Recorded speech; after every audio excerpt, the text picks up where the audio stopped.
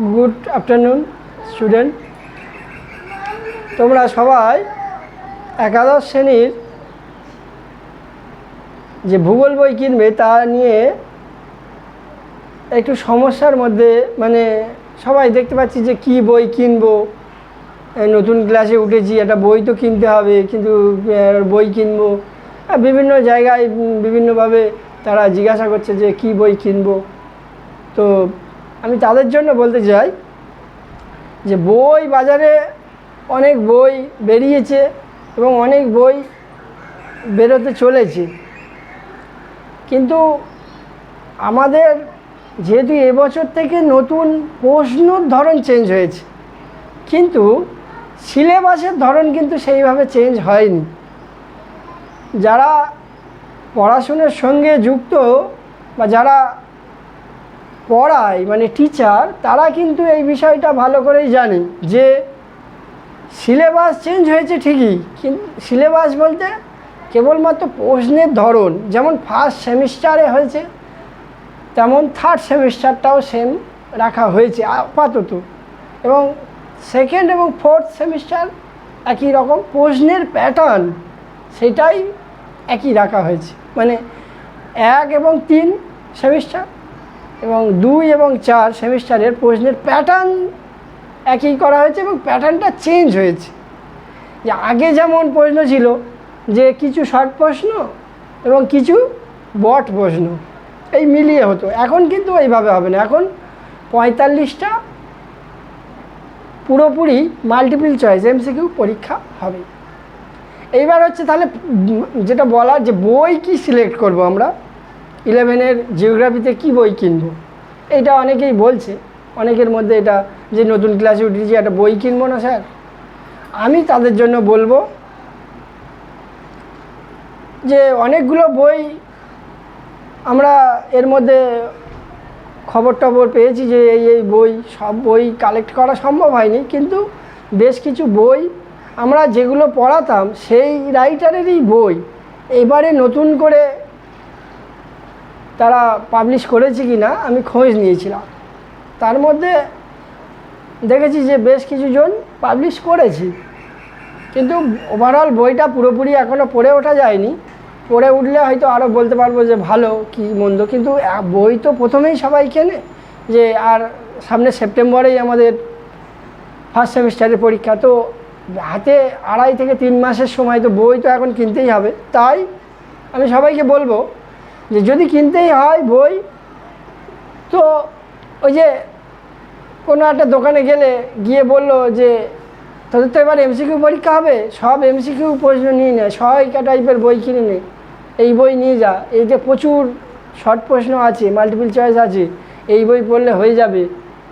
এই জায়গাটায় আমি একটু হলেও সমস্যা করব। হ্যাঁ, শর্ট প্রশ্ন হবে, শর্ট প্রশ্ন পড়তে হবে, কিন্তু যে এমন একটা প্রশ্ন যে তার কোনো দিনই আমি তার আগে কি আছে পরে কি আছে বুঝলাম না, শুধু হু করে 500 প্রশ্ন মুখস্থ করে নিলাম, তাতে হয়তো অনেকে নাম্বার বেশি পেলেও পেতে পারে, কিন্তু অ্যাকচুয়াল বিষয়টা সম্পর্কে কিন্তু আমাদের জানা হবে না।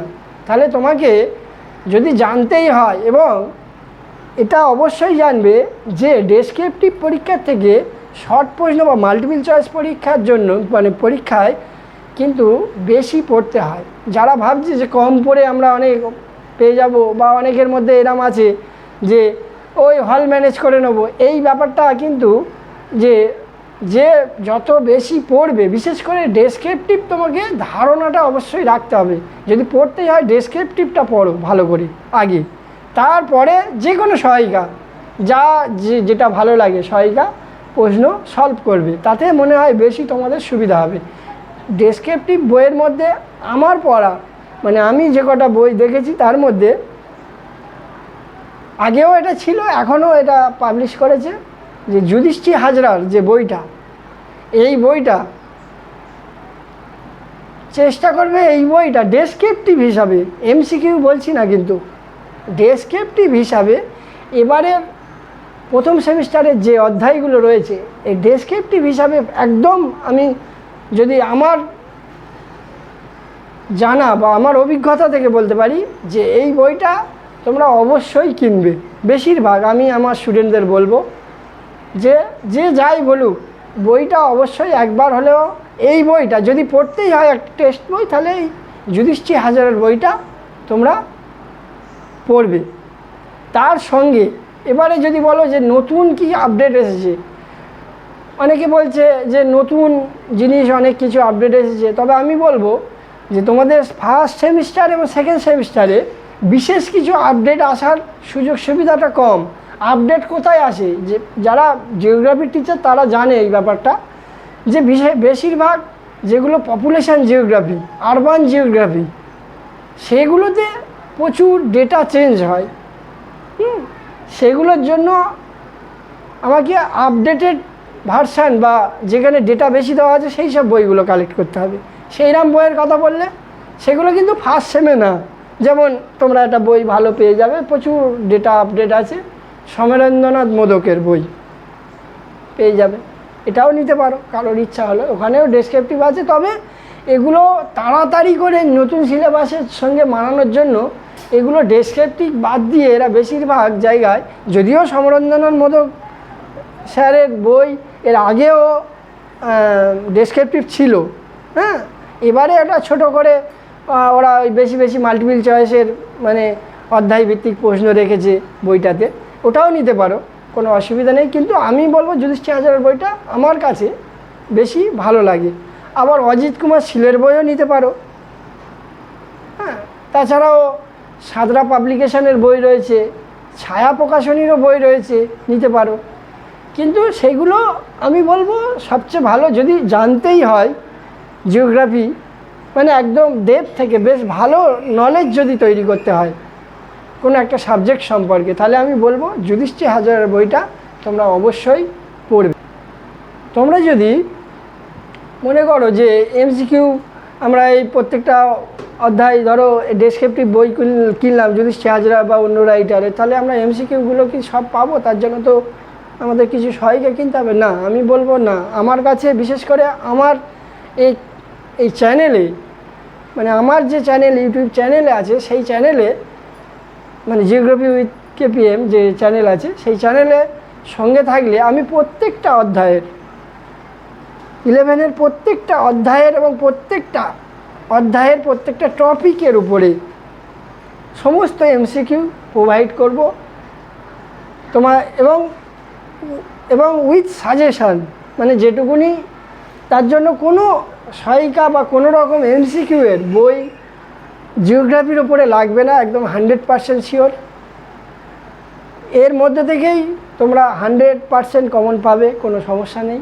এবং প্রত্যেকটা ক্লাসে তোমরা যদি কমেন্ট বক্সে আমাকে যে স্যার আমার এটা এই অধ্যায়ের বা প্রত্যেকটা অধ্যায়ের আমার যে অধ্যায় হয়ে যাচ্ছে তার এটা দিন, যে এমসিকিউ প্রশ্ন বা শর্ট প্রশ্ন কী আছে দিয়ে দিন, প্রত্যেকটা টপিকের উপর আমার শর্ট প্রশ্ন আমি দিয়ে দেবো।